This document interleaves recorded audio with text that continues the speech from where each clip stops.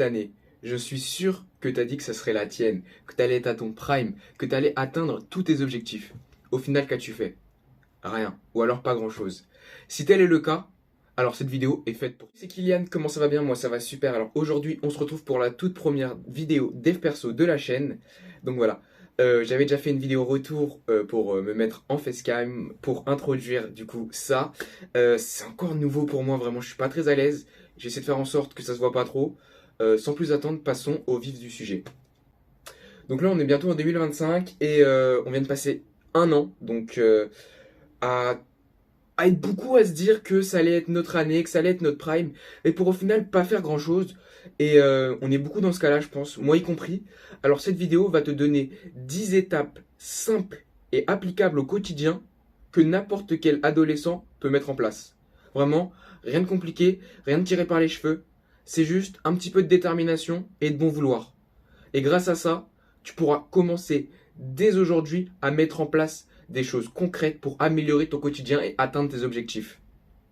No bullshit, uniquement réalisation de tes rêves. Attention, grande différence. Du coup, la vidéo va s'organiser sur 4 parties essentielles, donc 4. La première, ça va être le sommeil. Donc, quelle est l'importance du sommeil globalement? La deuxième, du coup, ça va être le travail et le développement. Donc, que faire pour se développer, qu'est-ce qu'il faut travailler, les compétences, etc. Après, il y aura une partie, donc dans le développement, il y aura aussi organisation. Je vais faire une seule grande partie pour les 3 thèmes, globalement, pour éviter que la vidéo soit trop longue. Et deux dernières parties assez simples et assez courtes, mais qui me paraissent assez importantes à aborder. Ça va être le plaisir, donc le plaisir dans les business, le plaisir dans le dev perso, le plaisir dans la réalisation de ses rêves et dans l'atteignabilité de ses objectifs. Ouais, je suis pas sûr du terme, mais vous inquiétez même pas. Et du coup, la dernière, ce sera savoir faire des choix, apprendre à faire des choix et accepter qu'on n'a pas le choix de pas faire de choix. Vous comprendrez, vous inquiétez pas, vous comprendrez, je vous expliquerai ça du coup à la fin de cette vidéo. Donc si ça vous intéresse de comprendre tout ça, de voir où je vais en venir et si vous voulez vous aussi vous améliorer, vous savez quoi faire. Vous restez jusqu'à la fin de cette vidéo et vous vous abonnez. La cloche, bien évidemment, un petit like, ça fait toujours plaisir. Et bien évidemment, comme je vous l'ai dit dans la vidéo du retour, vous mettez un petit commentaire. Ça prend vraiment 10-15 secondes. Pas un paragraphe, vous inquiétez pas, juste un petit commentaire, une petite phrase, améliore ci, améliore ça, ça c'est intéressant, ça c'est pas intéressant. Vraiment, vous me dites, qu'est-ce que je peux améliorer, qu'est-ce que je peux écourter, machin, machin. Vraiment, je prends tous les conseils, vraiment. Chaque conseil est bienvenu, une petite phrase, voilà. Vous me faites juste un petit argument constructif, un avis constructif, vraiment. Vous restez poli, courtois. Moi, ça me va, j'écoute vraiment, je lirai, je vous répondrai. Je répondrai à un maximum d'entre vous, vraiment. C'est vraiment un pur plaisir de répondre avec vous. Donc voilà. Sur ce, on passe au sujet de cette vidéo. Étape numéro 1, conseil numéro 1, le sommeil. Donc sommeil santé, j'ai fait une grande partie pour ça. Parce que pour moi, les deux sont totalement liés. Parce que l'être humain a besoin de dormir. C'est essentiel pour ta survie. Voilà. Des études ont prouvé que ne pas dormir, on sait tous, enfin, on a toujours la blague de tu dors pas, tu vas devenir fou, mais c'est pas totalement faux en fait. Tu ne dors pas, ton corps, il va pas bien se sentir, et même ton cerveau va commencer à vraiment à s'abîmer lui-même en fait, parce que il dort pas en fait. Le cerveau sait plus quoi faire, il est déréglé, et même pour tout ce qui va être tes cellules, régénérer tes cellules, pour tout ce qui va être vieillissement prématuré, c'est vraiment pas bon le sommeil. Donc vraiment, si j'avais un conseil pour toi, c'est juste dors. Dors. C'est même pas un conseil en fait, c'est un ordre. Dors, juste dors. Et ce qu'il faut savoir, c'est que on conseille de dormir environ 8 heures par nuit. Attention, c'est pas parce que la nuit d'avant t'as dormi 5 heures que là tu vas dormir 13 heures ou 14 heures ou même 10 heures que tu vas rattraper les heures manquantes en fait. Ça marche pas comme ça, ça marche pas comme ça. Ça serait beaucoup trop simple. La vie serait beaucoup trop simple si vous pouvez rattraper les heures manquantes. Non, non, non. Chaque heure perdue est perdue. Elle ne se rattrapera jamais. Et chaque heure que tu penses avoir gagné, que tu penses avoir avancé avec une sieste ou en t'étant couché 1 ou 2 heures plus tôt, c'est pas de l'heure que tu rattrapes en fait. C'est juste tu dors pour aujourd'hui, mais pour demain c'est pas valable et pour hier c'est plus valable. Ça marche pas comme ça en fait. Du coup, encore un petit conseil dans la santé et le sommeil. C'est vraiment un truc qu'il faudrait qu'on essaye de tous mettre en place. Même moi, hein, c'est vraiment aménager un petit temps avant de dormir. 20 minutes, une demi-heure environ, c'est à peu près l'idéal. Enfin moi, par rapport à mes expériences personnelles de ce que j'ai déjà essayé, c'est vraiment le temps idéal, une demi-heure à 20 minutes, où tu vas te reposer, tu vas t'étirer, tu vas lire, tu vas écrire ta journée de demain, etc. Organiser tes journées, tout ça. Vraiment, c'est un temps qu'il ne faut pas négliger à mon goût, puisque c'est vraiment les minutes, les dizaines de minutes avant ton sommeil qui vont te préparer à dormir en fait. C'est là que ça va te préparer à dormir. Ce qu'il ne faut surtout pas faire dans ces dizaines de minutes avant de dormir, c'est regarder un écran, la télé, le téléphone, l'ordinateur, ce que tu veux, tout ce qui est un écran. Enfin, je te passe les détails scientifiques, mais globalement, c'est que ça va générer de la lumière bleue et ça va empêcher ton corps de sécréter, du coup, la sérotonine. Donc, ce qui va te permettre, la mélatonine, tout ça, qui va te permettre de t'endormir, en fait. C'est ce qui dit à ton corps, allez hop, faut dormir. Ton corps génère ce genre de choses pour t'endormir. Sauf que les lumières bleues, ça détruit tout. Vraiment, tout ce que ton corps a pu créer, ça a dit non, on ne produit plus. Parce que ça se sécrète uniquement, le corps n'en sécrète uniquement que dans le noir et sans lumière bleue. Donc ça marche pas. Donc, voilà. Globalement, c'est ça. Si ça t'intéresse, n'hésite pas. Il y a plein d'études sur internet. Mais globalement, c'est ça. Évite les écrans. Une demi-heure à 20 minutes avant de t'endormir. Et ça va t'aider à t'endormir plus vite et à avoir un sommeil plus réparateur. Je te dis, fais-en les tests. Tu remarqueras des choses dès les premières, deuxièmes nuits. Vraiment, je rigole même pas. Tu peux également... Alors, un conseil que je te propose de faire également, de mettre en place, c'est éloigner ton téléphone au maximum. Dormir avec son téléphone. Moi, c'est ce que je faisais. Je dormais avec mon téléphone. C'est pas il était sur ma table de chevet. Non, il dormait à côté de moi. Il avait une place, il avait son oreiller carrément, le boug. C'est vraiment, tu le positionnes loin. Pas à côté de ton lit, pas à côté de toi. Non, loin. Dans l'idéal, dans une autre pièce. Donc tu essaies de vraiment le mettre le plus loin possible de toi, le plus loin possible, histoire que tu ne puisses pas l'atteindre en tendant le bras en fait. Parce que moi c'est l'erreur que je faisais, j'avais juste à tendre le bras, donc j'étais dans mon lit, je tendais le bras et hop je le récupérais. Non, il faut que tu ne puisses pas l'atteindre sans avoir à te lever. C'est ça le truc. Il faut que tu doives te lever, marcher quelques mètres pour l'atteindre. Après, vraiment c'est quelque chose de compliqué, qu'on aura tous du mal à mettre en place parce qu'on est tous accros à nos téléphones, on va pas se mentir. Hein. Quand nos parents nous disent on est accro, on dit non on n'est pas accro mais on est tous accros. Arrêtons de nous mentir au bout d'un moment. Il y a une grande majorité des jeunes qui sont accros aux écrans, accros à leur téléphone. Ça se voit au temps qu'on passe dessus. Et vraiment, je pense que la seule solution de réduire cette addiction, c'est de l'éloigner au maximum de nous, en fait. Vraiment, si tu dors pas à côté, il n'est pas atteignable, on est tous flemmards. On va pas se réveiller, on va pas se lever pour aller le chercher. Donc vraiment, essaye de faire ça et de le mettre le plus loin possible de ton lit. Du coup, dernière petite étape, dernier petit conseil que je te conseille de mettre en place pour tout ce qui est santé et sommeil, c'est le sport. Vraiment. Dans l'idéal, il faudrait faire 3 à 4 séances de sport par semaine. Voilà. C'est compliqué à mettre en place. Je suis d'accord avec toi, c'est compliqué à mettre en place pour certaines personnes parce qu'on n'a pas forcément le temps, on n'a pas l'organisation. Mais voilà, c'est une question d'organisation. Organise-toi. Je suis sûr que j'y peux trouver au moins le temps de faire au moins 2 séances de sport, honnêtement. Zéro entre nous. Arrête un peu les écrans. Ne serait-ce qu'une heure ou 2 heures, fais un peu de sport. Tu vois, fais un peu de sport. Et essaye de manger mieux. Manger mieux, c'est très important. Le sport, c'est une chose, mais c'est aussi l'alimentation qui va t'aider. Tout ce qui est McDo, fast-food, tout ça. Moi aussi, j'aime bien, j'y vais et tout, machin. Mais, d'une part, c'est pas bon pour tout ce qui est planète, animal, tout ça. Et j'avoue qu'il y a des gens, ça les touche pas. Ok, ça te touche pas, mais si ça te touche ta personne, toi, regarde la composition un peu des produits, tout ça, et le prix, on voit le prix augmente. Vraiment, je te dis, tu peux y aller une fois par mois, même une fois tous les 2 mois. C'est cool, tu vois, toi tu profites, tu prends ton truc. Et après, tu rentres chez toi, tu fais ton sport, quoi. Vraiment, faut arrêter d'y aller une fois par semaine ou même plus. C'est beaucoup trop, c'est pas bon pour le corps, c'est pas bon pour ton porte-monnaie. Ton porte-monnaie te remerciera, ton corps te remerciera, t'inquiète même pas. Ok, du coup, deuxième partie, donc passons à la suite. Ça va être donc... c'est assez simple en fait, mais c'est... Crée-toi des objectifs clairs. J'ai l'impression que des fois on n'y arrive pas à atteindre nos objectifs, à atteindre ce qu'on voudrait. Pourquoi? Parce qu'on n'a pas d'objectif clair. On a un but en quelque sorte, je sais pas, ça peut être d'avoir 10 000 abonnés sur YouTube, ça peut être d'avoir des abdos, ça peut être de faire 100 kilos au bench, que sais-je, mais on n'a pas vraiment d'objectif clair et on n'a pas aussi d'organisation, d'étapes, de paliers pour atteindre cet objectif. Vraiment, le but, ça va être de se créer des étapes, des paliers, de se dire, au lieu de se dire qu'est-ce que je veux, c'est comment est-ce que je le veux, comment je réalise cette chose. C'est ça qui va être plus compliqué. Donc, ça va être vraiment une chose sur laquelle il va falloir travailler. Ça va être de se faire des objectifs à court terme et à long terme. À long terme, ça peut être, je ne sais pas, objectif, ça peut être avoir une maison, je ne sais pas, se payer une maison.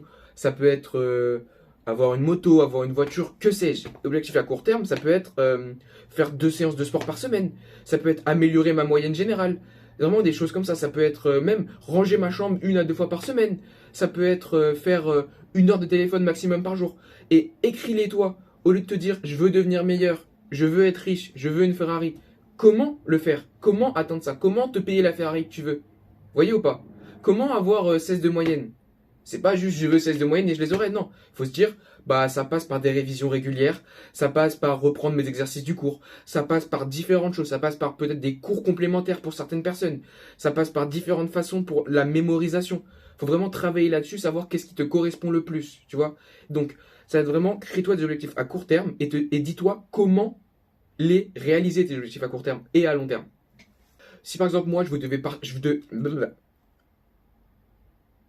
si par exemple moi là maintenant je devais vous partager quelques-uns de mes objectifs à court terme et à long terme je dirais que ce serait, je pense, hein, ce serait avoir une vie correcte et aider mes parents financièrement. Voilà, déjà ça serait permettre à mes parents de moins devoir travailler. Tu vois, ça serait vraiment le prime. Après, c'est un peu idyllique, hein, on n'est pas les seuls à rêver de ça, mais voilà, c'est vraiment aider mes parents financièrement, c'est vraiment un de mes objectifs principaux. Et après, à court terme, j'ai comme projet d'acheter une moto. Voilà, je vais avoir 18 ans, j'ai comme projet d'acheter une moto et voilà. J'aimerais bien acheter cette moto par mes propres moyens sans avoir besoin de l'aide forcément de ma famille, ou alors pas une aide très importante. Et également peut-être un voyage à payer qui arrivera dans quelques mois. Donc voilà, voilà pourquoi je travaille, voilà mes objectifs à court terme. J'ai également avoir le bac accessoirement. Ça, c'est un objectif induit en quelque sorte. C'est pas vraiment un objectif que je me donne de faire. C'est vraiment, je l'ai déjà. Donc voilà, je devais partager avec vous quelques-uns de mes objectifs. Ce serait cela. N'hésite pas à mettre en commentaire tes objectifs personnels à court terme, à long terme, et également ce que tu comptes mettre en place pour les réaliser le plus rapidement possible et de la meilleure des façons. Voilà, donc n'hésitez pas, la barre des commentaires est là pour ça. Ok, un truc qu'il faut qu'on fasse déjà, ça va être travailler intelligemment. Ne travaille pas dur, travaille intelligemment. Quelle est la différence de tout ça? Travailler dur, c'est un peu travailler bêtement et méchamment. Tu reproduis quelque chose bêtement. Ça peut marcher sur certaines tâches. Je dis pas le contraire, ça peut vraiment fonctionner correctement. Mais je pense que dans la majorité des choses que tu pourrais réaliser avec cette technique, ça va te mettre plus de temps et rapidement tu vas perdre ta motivation qui ne se transformera jamais en motivation en fait. Travaille intelligemment. C'est comme, je ne sais pas, n'apprends pas ton cours bêtement et méchamment, comprends-le avant. Comprends ton cours. Parce que, ok, là, cette fois-là, tu vas l'apprendre bêtement. Mais c'est-à-dire que tu vas apprendre 5 cours, 10 cours, 15 cours, 20 cours de la même façon, bêtement et méchamment? Non, il n'y a pas d'intérêt, les gars, réfléchissez. Allez, poussez le truc plus loin. Le but, c'est pas d'apprendre, c'est de comprendre, de savoir refaire. Et quand tu sauras refaire et que tu auras compris, bah tu auras appris. Alors que tu as beau avoir appris, tu ne sauras pas forcément refaire, tu n'auras pas forcément compris. Tu auras juste appris. C'est comme si je te dis 2 fois 2, ça fait 4. Est-ce que tu sais que 2 fois 2 ça fait 4 parce qu'on te l'a dit, qu'on t'a toujours répété dans ta tête 2 fois 2 ça fait 4? Ou est-ce que tu as compris que quand tu as deux choses que tu multiplies par deux autres choses, ça fait 4? Réfléchissez un peu à ça. Donc voilà, voilà la différence entre apprendre et comprendre et savoir reproduire. Ça c'est une chose importante. Donc travailler intelligemment. Deuxième chose, à partir de 14, 15, 16 ans, vous pouvez commencer à travailler les gars. Ou même les meufs, hein, je dis les gars, mais voilà. Vous pouvez commencer à travailler. Vous pouvez promener des chiens, vous pouvez garder des enfants. Voilà. En fonction de votre personnalité, de l'autorisation de vos parents, tout ça, vous pouvez commencer. Investissez-vous. Commencez à créer des petits business autour de vous. C'est niveau de légalité, bon voilà, c'est à la frontière, mais tu fais ça pour toi, globalement ça passe. Si tes parents ils sont ok, la famille derrière elle est ok, je vous dis, il n'y a pas de problème. Après, à partir de 16 ans, 17 ans, tu peux commencer à travailler dans des petits magasins, tu peux aller voir dans les petites enseignes, même dans les plus grandes, hein. Tu vois, tu déposes un petit CV que tu as fait sur Canva, un truc propre, hein, ou même sur des IA, tu as des IA qui t'aident à faire ça. Petit CV, petite lettre de motivation, tu mets tes petites compétences, si tu as des langues, si tu as déjà fait du travail, si tu as un moyen de déplacement, je sais pas, tu as un vélo, une trottinette, un passe Navigo, tu mets un peu tout ça, et vraiment, vous faites un truc, vous venez, vous êtes investi, vous êtes bien habillé, vous parlez bien, vous pouvez être pris les gars. Vous allez faire un petit salaire, je ne promets pas des milliers des cents, hein. Même 800 euros, 900 euros le mois pendant les vacances, ça fait déjà pas mal de sous que vous n'avez pas forcément de base. Ça vous permet d'acheter des vêtements, d'investir dans vos business, de moins demander de l'argent à vos parents par exemple. Vous voyez, moi j'aimerais bien me détacher financièrement de mes parents, pas parce que ils me donnent pas assez, ils me donnent largement suffisamment pour vivre, mais je veux juste me détacher d'eux pour ne plus être un poids. Donc voilà, le but c'est de travailler intelligemment, de faire ce qu'il faut pour avoir un peu d'argent de soi, un peu d'argent de poche pour soi, vous voyez ou pas? Donc n'hésitez pas à aller voir des Auchan, des Carrefour, tout ce que vous voulez, vous postulez un petit peu, vous voyez, au pire on vous refuse, moi on m'a déjà refusé. Est-ce que je me suis arrêté à ça? Non, on te refuse, tu t'en fiches. Tu continues, tu vas voir un autre, c'est pas grave. C'est pas la fin de la guerre. Tu repars, tu reprends ton CV, ta lettre de motivation, tu vas, t'es bien habillé, t'as envie, tu parles bien, tu te présentes, et voilà. Si vous avez un problème avec ça, n'hésitez pas à aller voir vos parents, vos familles, des amis, ou même des gens dans votre école, ils pourront vous aider là-dessus, et je pense qu'ils le feront avec plaisir. Donc voilà, n'hésitez pas là-dessus. Même moi, si vous voulez, vous venez dans les commentaires, on en parlera si vous voulez, parce que j'en ai déjà fait des petits CV, des petites lettres de motivation. Je pourrais vous aider si besoin.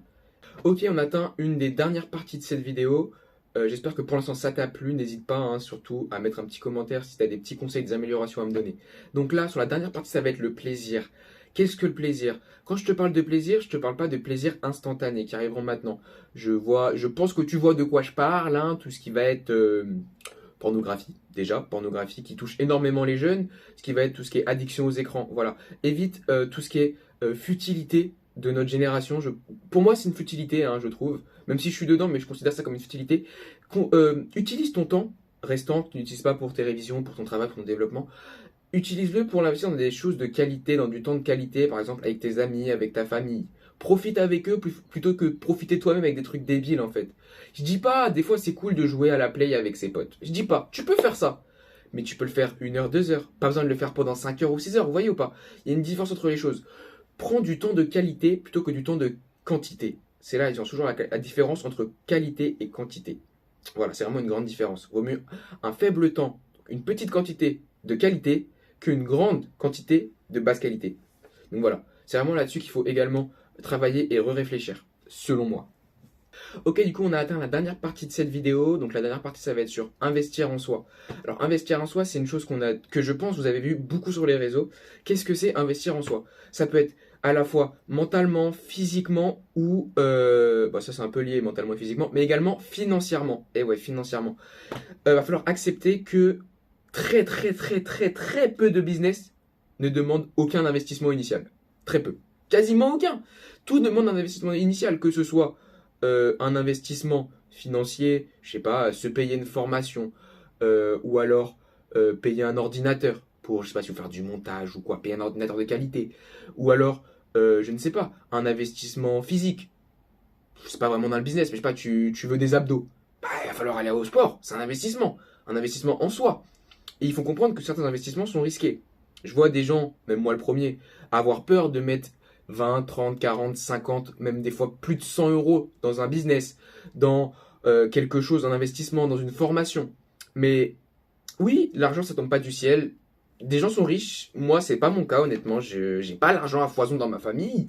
Je me porte bien grâce à eux, mais voilà, l'argent ça a de la valeur, je connais la valeur de l'argent et j'avoue que même moi, dépenser 50, 100, 150 euros dans un business, ça m'a pendant longtemps freiné à lancer mes projets. Mais j'ai compris qu'en fait, au bout d'un moment, on n'avait plus le choix. Il fallait investir. Rien n'allait arriver tout cuit dans ton bec et surtout gratuitement. Ça, c'est une chose où il faut comprendre que des fois, l'investissement peut paraître risqué, peut paraître, comment dire, euh, on peut avoir l'impression que c'est pas utile, qu'on perd notre argent, mais en fait, non. Il faut juste penser au retour sur investissement. Il faut savoir dans quoi est-ce qu'on l'investit. Je veux réfléchir, est-ce que mon argent va me rapporter de l'argent ou est-ce que c'est un truc débile, quoi? C'est vraiment la question. Donc voilà, je sais pas, à l'époque du dropshipping, de nos jours, le dropshipping ça coûte assez cher, mais ça peut rapporter si ta boutique elle fonctionne. Ou je sais pas, tu veux faire du montage. Le montage pour YouTube, si t'es bon, ça peut rapporter. Mais il faut un PC de qualité, il faut du matériel. Un PC, bah, ça coûte plusieurs centaines d'euros, même 1000, 2000 euros, tu vois. Mais derrière, c'est un investissement. Si t'es bon, tu fais des efforts, tu travailles, tu vas rentabiliser ton PC. Donc voilà, pensez à ne pas avoir peur, pas avoir trop peur d'investir en soi. C'est une peur normale, logique et rationnelle, mais qu'il faut essayer de dépasser. C'est un travail qu'on va devoir faire, dépasser cette peur. Et c'est là que ça va nous aider à avancer dans nos objectifs. Par exemple, je sais pas, tu as un objectif sportif, tu veux devenir footballeur, et bah, il va falloir aller t'entraîner, aller sur le terrain, charbonner, taper du ballon pendant chaque jour de la semaine, quoi. Plusieurs jours pendant la semaine, peut-être 5 ou 6 jours sur 7, voire 7 jours sur 7, je sais pas. C'est pas mon sport, mais je veux dire, il faut t'entraîner au maximum, il faut pousser les choses. Si tu t'entraînes jamais, tu n'arrives à rien. Il faut investir à la fois en soi, physiquement, mentalement et financièrement. Voilà les deux choses qu'il faut retenir dans cette dernière partie. Bon, c'est la fin de cette vidéo, j'espère qu'elle vous a plu, j'espère que j'ai été clair dans les conseils et que ça vous a aidé, que ça vous a éclairci certains points sur lesquels vous pouviez avoir des doutes ou des questions ou que ça vous a même ouvert à un avis extérieur au vôtre, c'est aussi intéressant. Donc voilà, si ça vous a plu, vous savez quoi faire, commentaire, like, abonnement, cloche, voilà. Ça fait toujours plaisir, merci beaucoup d'avance et on se retrouve du coup la semaine prochaine pour une autre vidéo. Je ne sais pas encore sur quel thème, on verra bien. Salut, c'était Kylian.